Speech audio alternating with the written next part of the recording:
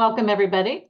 So the first thing we're going to do is, so Jeff will go over, we'll all introduce ourselves, and then we will work through the competition. In the competition, the students will have a role. They're going to play the consulting group H2O Optimists, and then we are going to play a role, and we will stay in character throughout the competition, and then we'll also ask a round of questions in character. And our character is the Baltimore City, let me pull this up. City Council, Board of Estimates, Mayor, and City Department of Public Works. There we go. Yes. So that's the board is a conglomeration of that group. All right. So we're taking on this fictional business identity and assigning that. So I kind of did this a little bit backwards. I just explained the process, and then we will introduce ourselves, and then I'll have we'll hand it over for the presentation. So my name is Christine. I've been judging this competition for the past 6 or 7 years. This is my first time as a senior judge, and I'm excited to be here.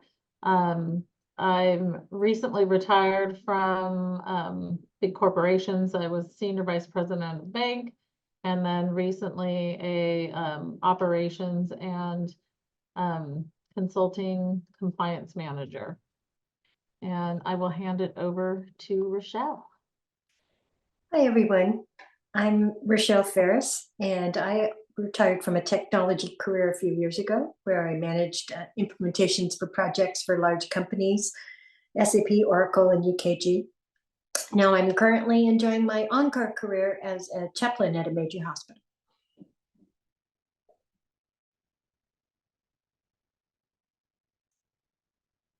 Go ahead and hop in. Hi, everyone. I'm Brent Lloyd, president at Aerie Software.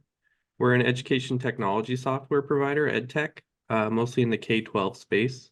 And we do student data management. So basically your grades, report cards, attendance, all that great stuff for about 3 million students throughout California and Texas. And it's my first year judging. Thank you. And Jeff? Hi, I'm Jeff Fryer. This is my first year judging as well. And I'm a business owner. I run a youth basketball organization the last 14 years, and happy to be here. Thanks for having me. You're welcome. Thank you. Christine, I was a last minute ad yesterday. Oh. So just hi everybody. I'm Nok Flynn. I'm the corporate controller for a construction company focusing on sustainability and optimizing the built environment. This is my 3rd year judging, and looking forward to your presentation. Thank you, Nok. Great. So we're going to hand it over to H2O Optimist. Rochelle's going to put the 25-minute timer on and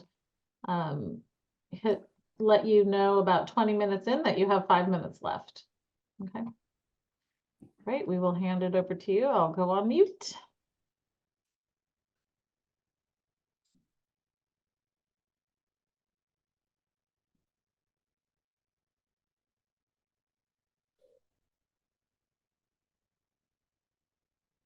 Sorry about that. Give me 1 second to set it up.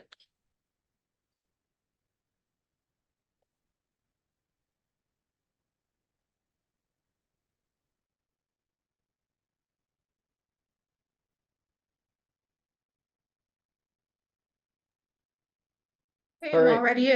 Oh, never mind, Jackson. Go ahead. All right, we're all set. Perfect. Good afternoon, Baltimore City Council members and presiding members. Today, we H2O Optimists stand before you to shed light on a problem older than all of us and affecting everyone younger than us to future generations who aren't even born yet. And we're going to talk about a problem with a solution that involves all of us and is going to continue to affect people until a proposed change has been made. So a little bit of H2O Optimist. Meet the H2O Optimists. I am Jackson Martin, and I am one of the ethical consultants of the group. I am Jillian Crowder, and I am a compliance consultant.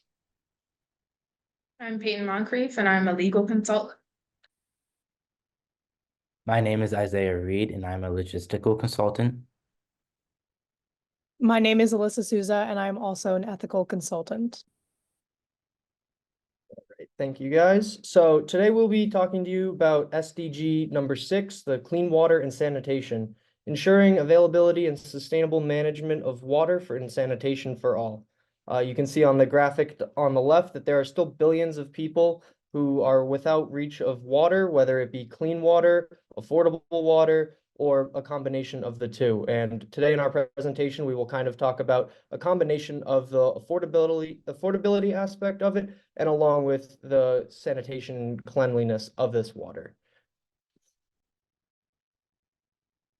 So the problem in Baltimore City is vast and is very nearing the parallels that Flint, Michigan has gone through.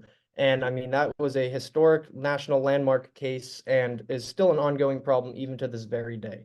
So for lead contamination, there's potentially more than 275,000 lead water pipes across public and private sectors, residential houses, and all in between. Another problem is the affordability. In 2019, more than half of Baltimore City could not afford their water bills, and this was especially concentrated in low-income and Black communities. However, it is to be noted that this does affect everyone living in Baltimore, regardless of class, race, gender, and religious affiliation, although many of the more affluent families have the means and the access to be able to solve this problem on their own by installing new pipes or having their systems redone. Next, for accessibility, there's no current legislation that guarantees a resident to access clean and affordable water. The UN states that the water is a universal, unalienable right. And there are many local and county laws in Maryland that assistance programs that help people to afford their water and to get water from other sources. However, there is no means by which you are guaranteed the right or the ability to be put onto these social programs or to be able to get clean water. And then finally, the human health aspect. Children are prone to developmental delays caused by inadequate water.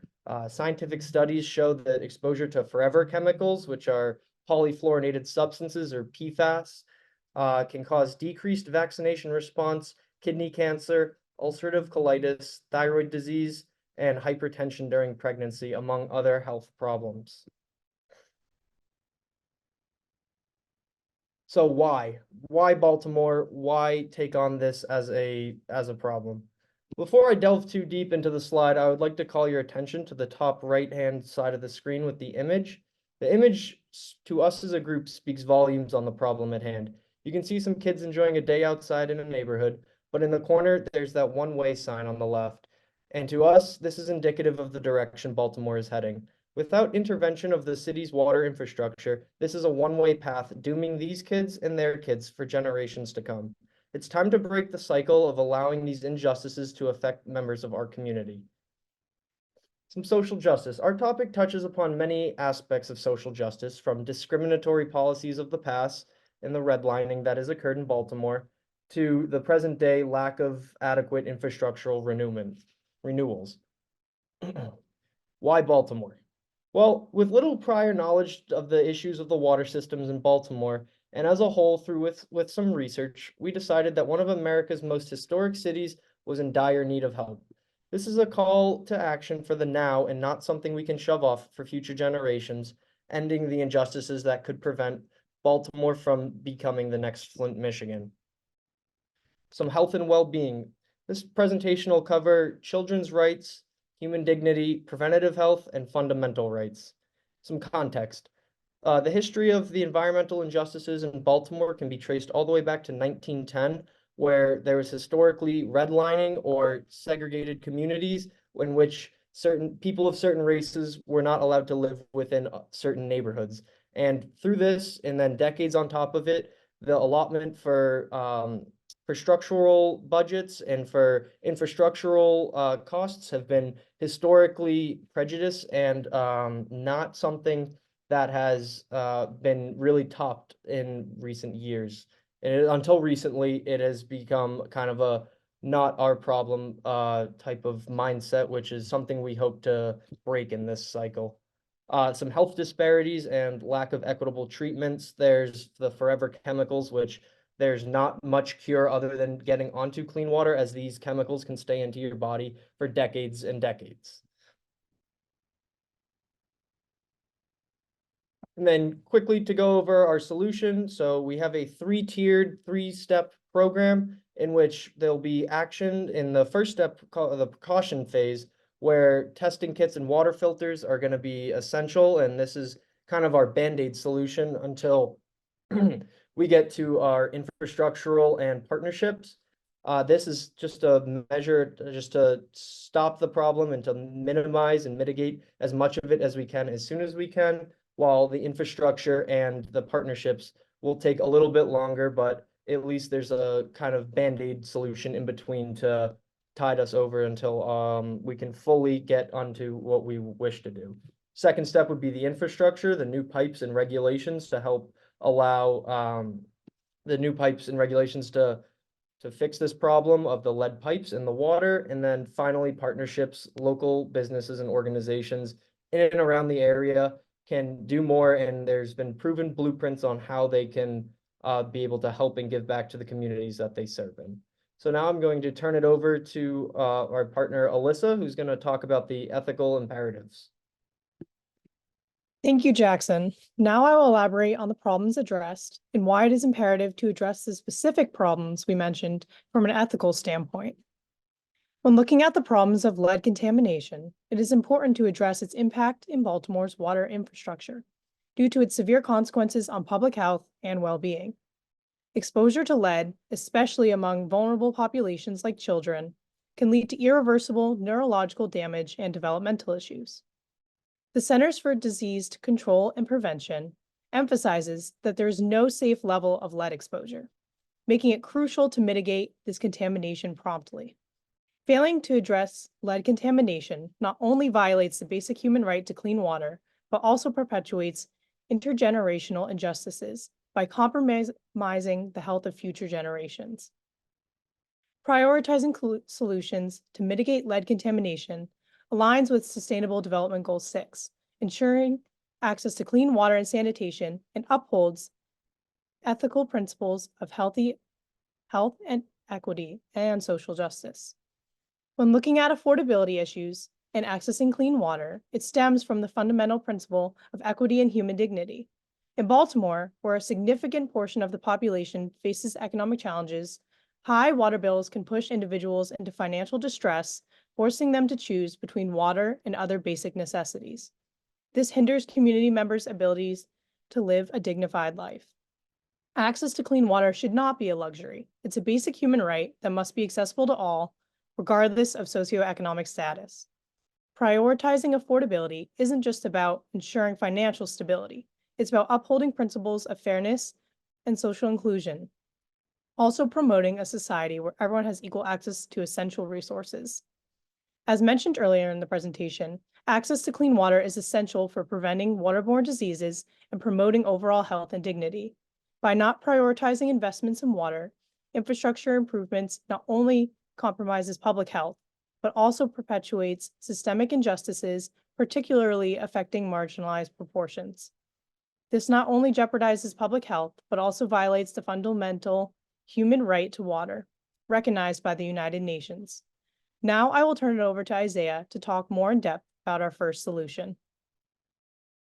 Hello, once again, my name is Isaiah, and I will be talking through our first precautionary solution to combating lead contamination in Baltimore. It is important to note, like my colleague Jackson stated earlier, that this solution is only temporary to mitigate the effects and increase awareness of lead contamination, because the two later, more sustainable solutions that my partners Jillian and Peyton will discuss are much more time demanding, however, are long-term fixes to this problem. As my colleague Alyssa stated earlier, we, the H2O optimists, believe that clean water is not a luxury. However, the current water crisis in Baltimore does not reflect this belief. This picture in the slide is from a past protest held in Baltimore on October 5th, 2023, regarding a parasite that was found in Baltimore's water supply. The picture really symbolizes the civil unrest that many Baltimore residents have with the government regarding how prolonged this issue has been in Baltimore. As the sign in the picture states, on July 28th, 2010, the United Nations General Assembly explicitly recognized clean drinking water as a human right through Resolution 64. However, lead contamination disproportionately affects Baltimore's poorest neighborhoods. There are currently 45,796 pipes that are uninspected for lead contamination on public infrastructure and a whopping 229,616 uninspected pipes on private infrastructure like homes and businesses. And considering that nearly 1 out of 5 residents in Baltimore live below the poverty line, 19.6% to be exact. Many households in Baltimore cannot pay for the inspection of the pipes in their homes. Given this, an urgent amount of households are ignoring this issue, given the lack of spare income needed to address it. So what we would like to propose to combat this issue is the distribution of free lead detection kits and universal water faucet filters throughout Baltimore City. This procedure would mirror the distribution of at-home rapid COVID tests that Baltimore City government distributed during the COVID-19 pandemic. So residents will be able to receive their equipment in person through local resources like local libraries, food banks, local nonprofits, and other charitable organizations all throughout the city. If that's not adequate, equipment could also be ordered through baltimorecity.gov website. So sourcing this equipment from Chinese wholesalers that sell identical products would allow us to source enough equipment over time to distribute to Baltimore's 250,000 households. Lead tests from these manufacturers cost between $8 to $10, while water filters cost between $15 and $20, totaling roughly $7.5 million to fund for every household in Baltimore to have one of each. Baltimore can allocate just 5% of its $240 million grant that it received in December of 2023 from the EPA, Environmental Protection Agency, that was given to modernize water infrastructure. We acknowledge that this solution is not sustainable and does not fix the problem at hand. However, Baltimore's water crisis is in dire need of action, and there is no time to waste. I will now hand it over to Peyton, who will discuss our long-term solution, one of our long-term solutions to combating lead contamination. Thank you. Thank you, Isaiah. As previously mentioned, my name is Peyton Moncrief, the legal consultant for H2Optimists. And today I'm going to be focusing on the proposed changes that can be made to Baltimore's water infrastructure and how we can alter the city's approach to these issues from a legal standpoint in order to create long-lasting and continuous change. To give a brief overview of the problem, water infrastructure has an average shelf life of about 75 to 100 years, and a majority of Baltimore's pipes and water mains are quickly approaching the 100-year mark, with many of them being around 80 years old. This has led to an increase in breaks and flooding in areas where you see breakages, as well as rapid erosion, which has led to a couple of safety concerns. Legally, there are many laws, both federal and state, that require and mandate clean water access for its citizens. So looking at the federal law of the Clean Water Act, cities and municipalities require or are required to supply clean water to their residents. And the Maryland Department of Environment built upon this with many regulations and laws regarding designated water usage, water quality, and water criteria.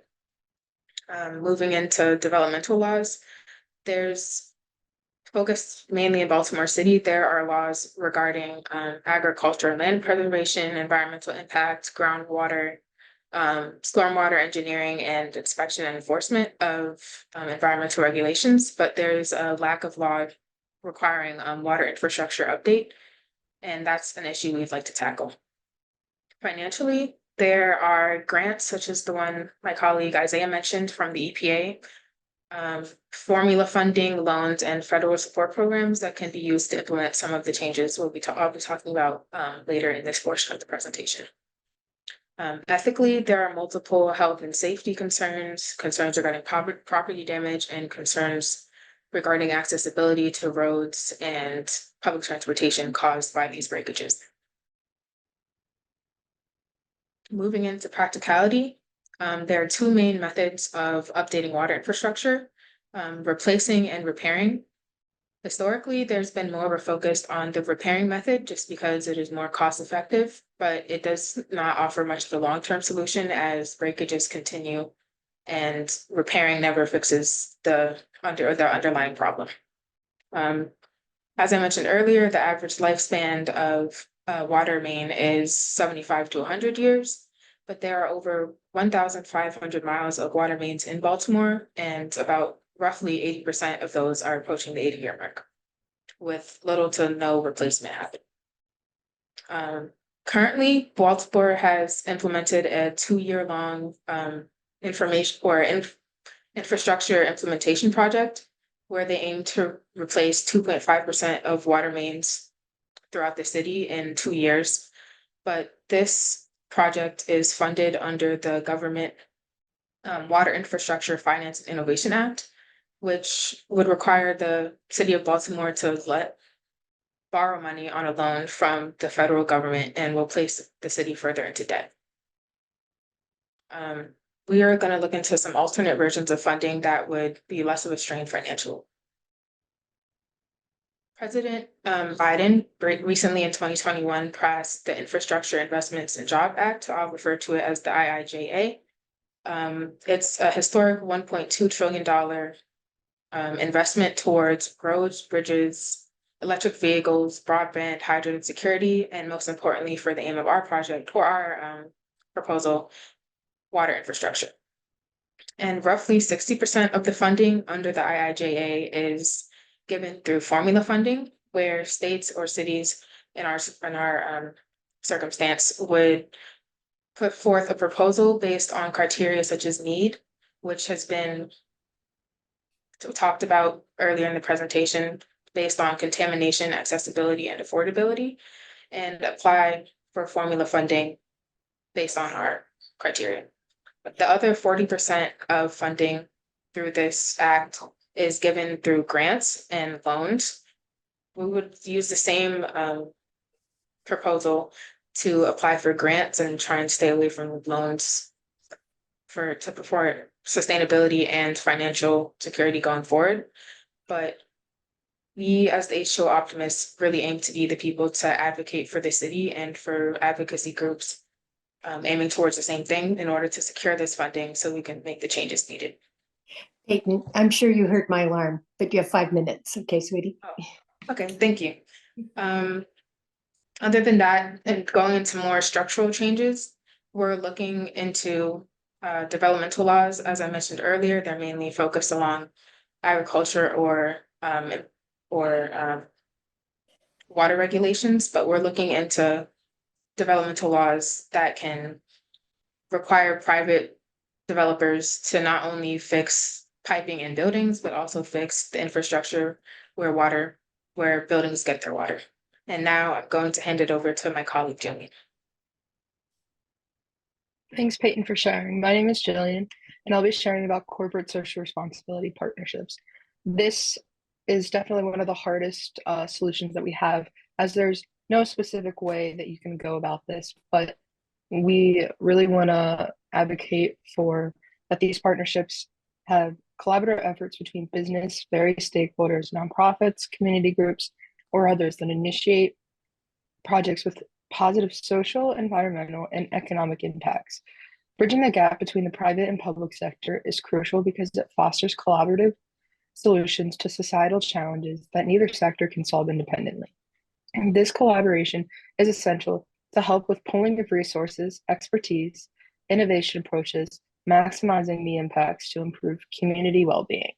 At the core of CSR initiatives is the ethical dimension, which should have impact on those directly or even indirectly involved. These initiatives strive to address current challenges while imagining the future where solutions have been effectively implemented. One area where CSR partnerships have shown remarkable promise is in community empowerment, outreach, awareness, and education. These partnerships are just as important as financial ones. By educating the community on risks and solutions, such initiatives not only raise awareness, but also foster public support needed for necessary changes. Equity issues is another crucial consideration in these strategies, emphasizing the need to ensure all members have equal access to resources and solutions such as clean and safe water. As mentioned by Isaiah, Baltimore's poverty rate was 19.6%, which was 58% higher than the US average. As discussed earlier by my colleagues, Peyton and Isaiah, financial mechanisms also play a pivotal role in facilitating these CSR initiatives. Grants, subsidies, donations, from businesses to companies to local governments, nonprofits are essential for financial and resource support that may not be feasible just through corporate or federal funding. By sharing financial responsibilities, these can also mitigate any risks associated with these projects. As discussed earlier in December, Baltimore received a $240 million EPA Act, which was for water distribution upgrade. If we take this Environmental Protection Agency as an example, we can see the importance of forming CSR partnerships from not only a financial aspect, but also legal. Now, rolling with the next aspect, the legal part, as mentioned earlier, it's also important within CSR initiatives. We need compliance with local and state governments to help with these projects, and again, working together will help mitigate risks. Now, on these slides, we have the companies that have created successful CSR partnerships to help with water accessibility and affordability. We have Coca-Cola, which that's a very large scale company. They have partnered with organizations like World Wildlife Fund and USA International Development, which sets a precedent that even large businesses can leverage the resources for environmental stewardship. Planet Water Foundation, for example, partners with Starbucks and even Coca-Cola, and this helps illustrate for potential for cross-culture and cross-industry partnerships. And then on the next page, we have potential partners that people in Baltimore can partner with. McCormick has our headquarters located in Baltimore, and they need clean water and stuff to do sourcing for their spices and stuff, which they would have good initiatives to form partnerships for this. Baltimore's Promise is a local nonprofit which helps serve the underserved in the community, specifically the younger adults. And they would be a good one to partner with as they already have a lot of involvement in the community. And then the last one's Under Armour. Under Armour would be a good example as well, as they really focus on helping in improving the overall quality of life. So if someone was to partner with Under Armour, they would have a good social responsibility to want to help with the clean water. And then now over to my colleague Alyssa to wrap it up. Thank you, Jillian. Now I will address the value behind and necessity for these comprehensive solutions. Combating Baltimore's water challenges stems from responsibility to uphold principles of justice, fairness, and human dignity. Regarding the first solution, infrastructure adaptation is necessary to rectify disparities in water access and quality. By investing in upgrading an infrastructure, we can help to ensure that every resident, regardless of socioeconomic status or geographic location, has equitable access to clean and safe water.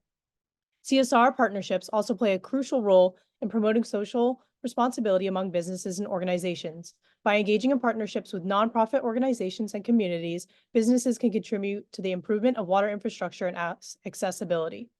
Another key solution is the distribution of testing kits. It is imperative for ensuring the health and safety of Baltimore residents. These kits enable individuals to access the quality of water and take necessary precautions in case of contamination. When thinking about the long-term implications, fixing Baltimore's water challenges is not just about addressing technical issues. It's about creating a thriving, equitable, and sustainable city where all residents can lead healthy, prosperous lives. By prioritizing clean water initiatives, Baltimore can enhance its livability, attract investment, and build a brighter future for generations to come. We hope you are now able to envision Baltimore's water future with a wave of optimism. Thank you for your time.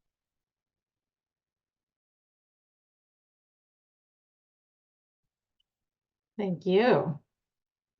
I like the wave of optimism comment. Wonderful. Okay. I would like the members of the board, the mayor's here, I'm not sure, but Board of Estimates. If you have any questions, feel free to just take yourself off mute and go in. And if you want to be next, you can do the little reaction and raise your hand. Is anyone ready for a question? I have a question. Thank you so much. That was a great presentation. I'd like to, you did a very good job at phasing out some of your solutions, whether it's short-term, long-term. I'd like to understand a little bit more on how do you think we should be measuring this progress? How do we know we're doing a good job over the different phases?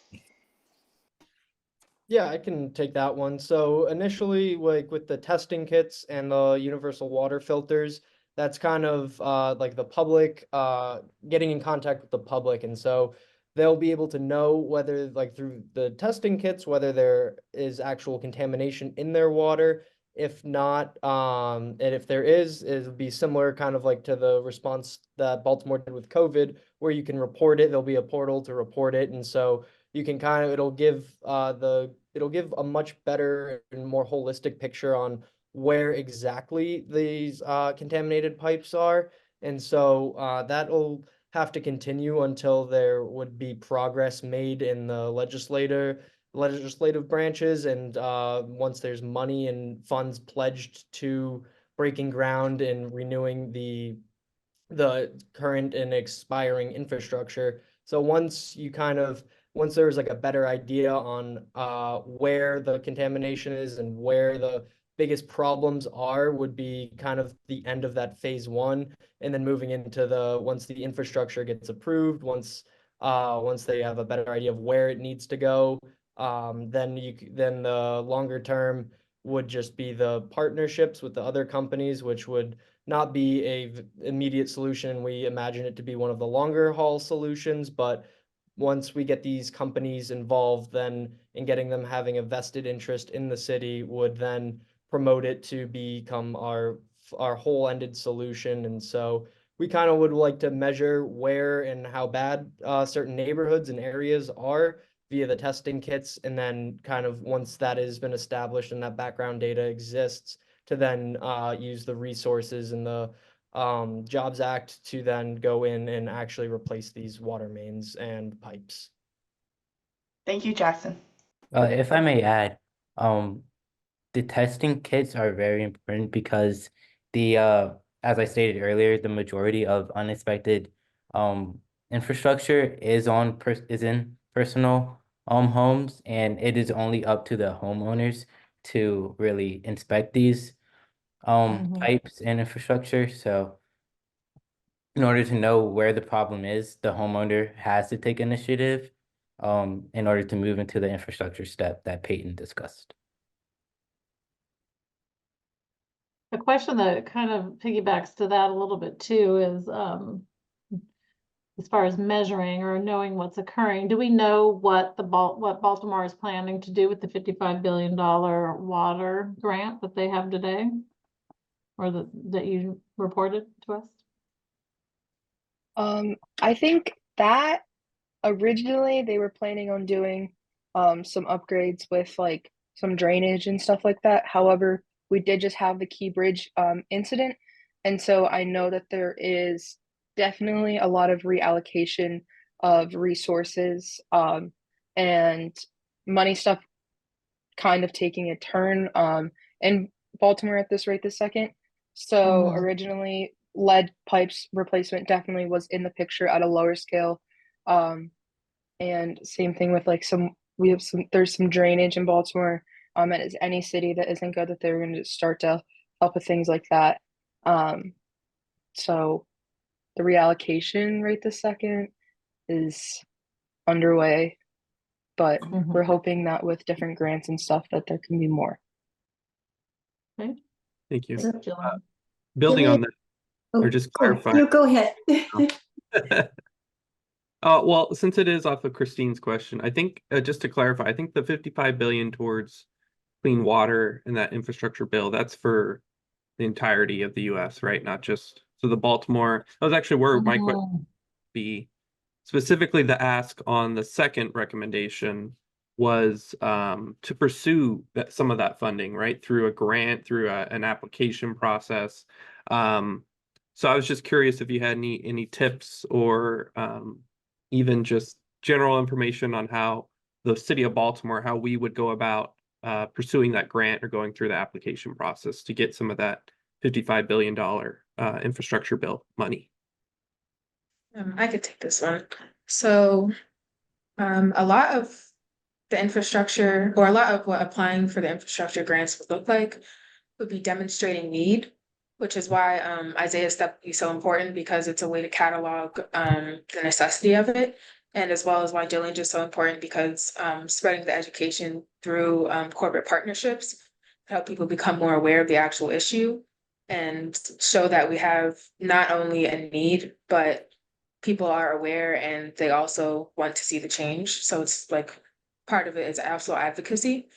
So for specifically applying under the actual under the IIJA Act, they highlight aging infrastructure and lead pipe replacement as two of their four major points, and the other ones are clean drinking water and equity and affordability.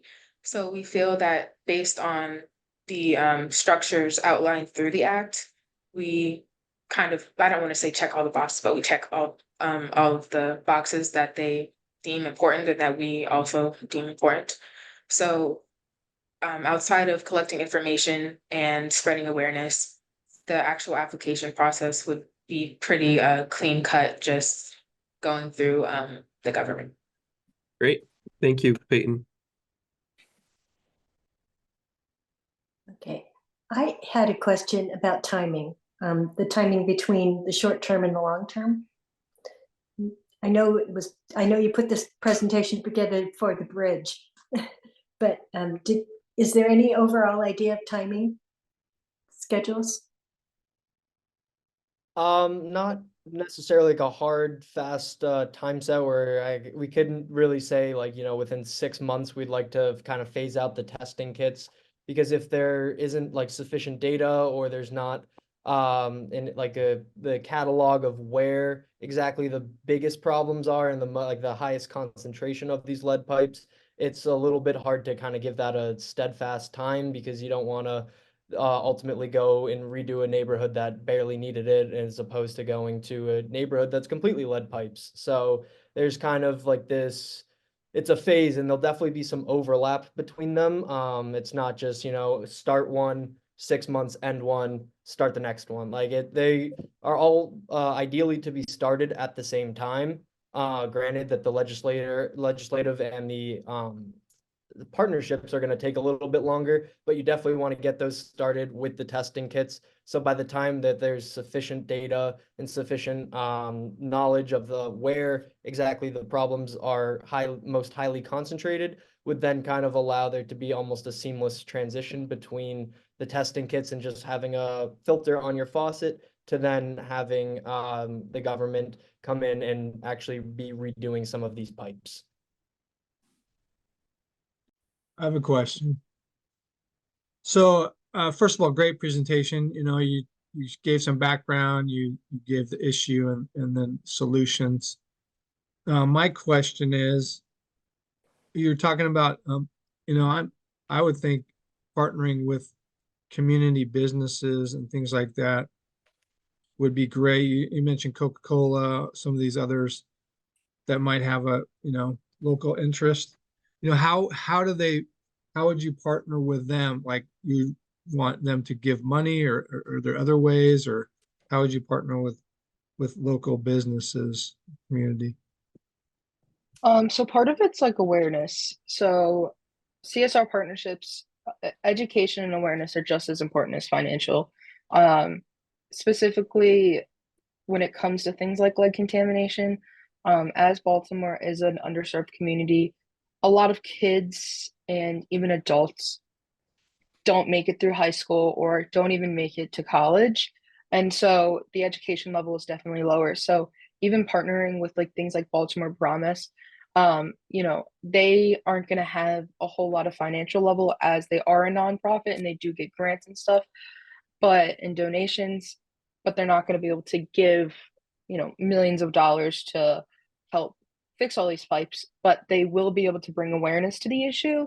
And bringing awareness to the issue then will have the people engaged, realizing that there does need to be a change and that basically the people are the reason that the change is to happen.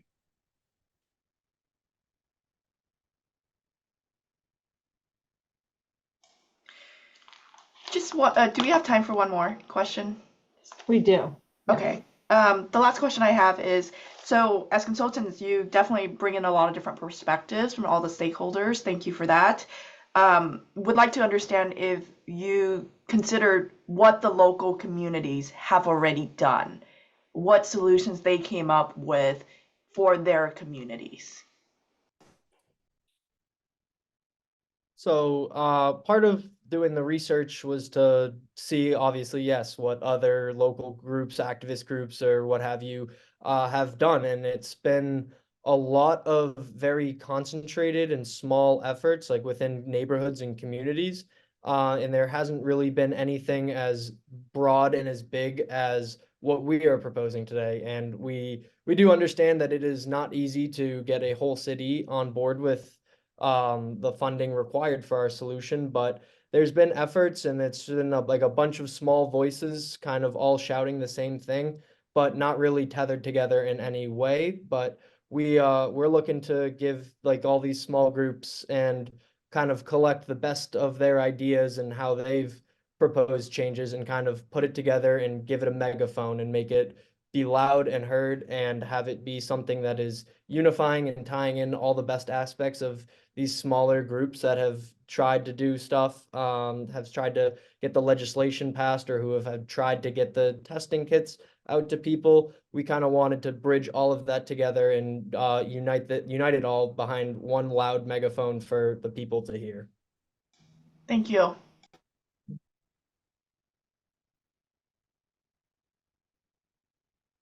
Okay, I was checking to see if I had any other questions.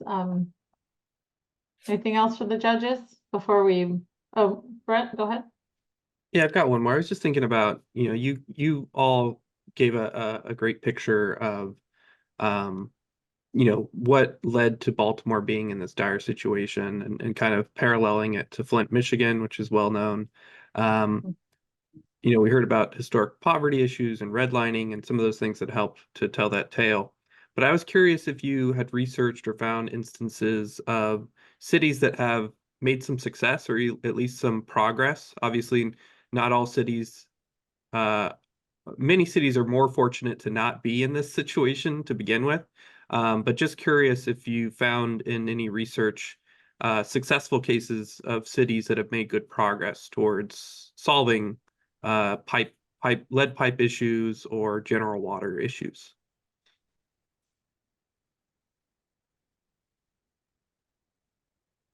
Oh, not as specific as ours with lead pipes, but looking into general water, there have been a lot of issues like kind of far away, but like Chicago and San Francisco that I've looked into personally that have done a lot with stormwater issues. and it also kind of ties into what Baltimore is doing now. There's been a large push for more green infrastructure. So looking into things like non-traditional pavement types to allow for more infiltration, which also semi ties into problems with infrastructure just outside of like pipes and water mains, like sewage systems. There's been a lot of breakages and overflows. But yeah, those specific cities, as well as like local groups, such as Blue Water Baltimore, that have been pushing for more green infrastructure advocacy and implementation, and then also development laws where they're trying to see a shift away from more traditional pavement types or building types that can make these issues we've been seeing worse. Great. Thank you, Peyton. And backing Excellent. off of that, we Oh, did do go some ahead. research. When we were doing research, a lot of things about DC came up, and DC actually, and local surrounding areas, in Virginia as well, had some pretty good progress on replacing their lead pipes, more because they were, well, I'm going to use the word wealthier. They had more money to be able to go ahead and just fix these instances without having to go out and really make partnerships and stuff like that, specifically in DC. So they kind of don't have their issue, and are a little bit easier to solve when the money is there and the education is there. Fair. Thank you, Jillian. Very good. All right, thank you so much. So we can come out of our characters now and give advice as our real selves to the presentation. And I'd like to just start off with excellent job, very cohesive, very well spoken, every one of you. So from my perspective, I will hand it over to Rochelle, then we'll give Brent a moment, and then Jeff, and then I'll wrap it up. Okay, so I would like to compliment you all too. It was a very, very clear and well presented. I liked all your transitions from one person to the other. I also appreciated the social justice aspect that you presented really clearly. So, and the initial thing to not delay to future generations. And I think the only question I had was a little bit of, maybe the finance, maybe just fine tune how you're going to use the grants and where's the money, how the money's going to come to you. Thank you. Okay. Thanks, Rochelle. Just to echo the others, great job, everyone. Very cohesive, well put together team presentation, which is part of our criteria for evaluating you, the team unity aspect. So great job there. The common backgrounds that you all have shows that as well. Definitely playing off of each other, referencing one another. Isaiah did that. Peyton did that. I think you all kind of did that. Where you said previously you heard from this colleague. You'll also hear from this colleague. That's important to have that sort of team unity element. Canva was a great choice. Having that interactive elements to your presentation was very pretty and caught the eye. So great choice there with your graphics and keeping us engaged with that. Also good use of the graphic directly from the United Nations with the water aspect with I think it was number 6. So good use of graphics there. Also using Flint, Michigan. I know scare tactics can be kind of one that you have to toe the line with in order to not kind of go overboard and sensationalize things, but being able to use that as a parallel to say, hey, we want to prevent this. That was very moving for us as audience members. So that was great as well. There was a little bit of reading of scripts, but your tone and your voice inflections helped to keep it conversational and not robotic. So you did a good job with that as well. If I have a few more, but I'll just keep it maybe with one more. You cited a lot of great statistics, and particularly like Isaiah, you did a great job talking about numbers. When you talked about the years of the pipes and things like that, Peyton, those were all really important. backing these things up with data and actually putting that data into the presentation can be help to grab the eye and make it more impactful and sit with the audience more by seeing those numbers. So if you actually put the numbers and the data, the numbers, even the numbers of years and things like that, throwing those into the PowerPoint presentation, sorry, the Canva presentation can be very impactful and help us to remember as well. But overall, just an excellent job overall. Way to go.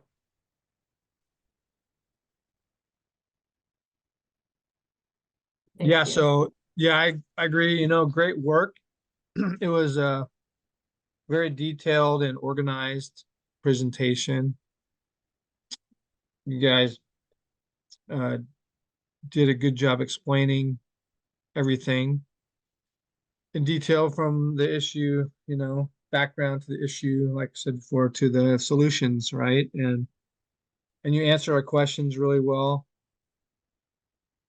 I will say, maybe some, it did seem like you're reading kind of, and maybe just the inflection of your voice, maybe kind of be more engaging with that, instead of mostly reading. And then I liked what Brent said about, different people answering, you kind of, different people chimed into our questions, not just one person, but everybody kind of shared in that, which is great. And then I'll second the finances, like if you were to raise money, like where it would go. And I know it's kind of a big scenario, but and you didn't really get that far to where the money would go if you were to raise money and that's kind of thing. That's more in detail situation, but just that. And other than that, I enjoyed it. It was great. You guys were very engaging as far as like all the information you shared. So you really did your homework. And so, yeah, thanks for letting me be a judge, and it was great work. Thank you. And I'll hand it over to Knox. Sorry, Knox, there you go. Yeah, no worries. Great job. That was fantastic. Just quickly echoing, I want to see a little bit more passion in this topic that is so, so important. There's just two things. Take into a little bit more consideration on some of the roadblocks that you're going to run into because you're dealing with government entities and you're dealing with communities. So you're going to run into roadblocks and people want to know, well, how do I overcome that? Did you take that into consideration? So the first thing is you might qualify for the funding, but the timing, trying to get federal government to disperse funding can be very challenging. So you're going to have a timing issue. So helping people get comfortable with, okay, well, if I don't get that money within this time frame, what happens to my plan is really important. And then the second thing is getting the local community buy-in is really important because you're dealing with a lot of politicians and government bodies that are trying to carry out a plan, but also trying to make sure that they're making their constituents happy. So being able to address that you worked very closely with local communities and hearing their solutions and incorporating that into your plan is going to be really important when you're dealing with the government entities. Otherwise, the excellent job. I was very impressed with your presentation. Yeah, excellent points, everyone. Oh, Rochelle, did you get a chance? Did You did. Okay, good. Just on the reading, I think every presentation I've ever been in corporate or there's reading going on. And there was a couple times I was like, oh, I could tell them they're reading, but I think you guys just pulled right out of that and recovered from that really well. You really knew your stuff. You really knew your information, and you knew when Isaiah presented it, or Peyton or Alyssa, etc. So good job to all of that, and love the continuity of your background. You guys look very professional, and I would definitely listen to you guys. You're out there. So do you guys have any questions for us? Any follow-up? Wonderful. Thank you guys so very much. And we look forward to hearing from you again. Thank you for your time. Thank you Thanks, for your guys. Thank you. Thanks, everyone. Great work.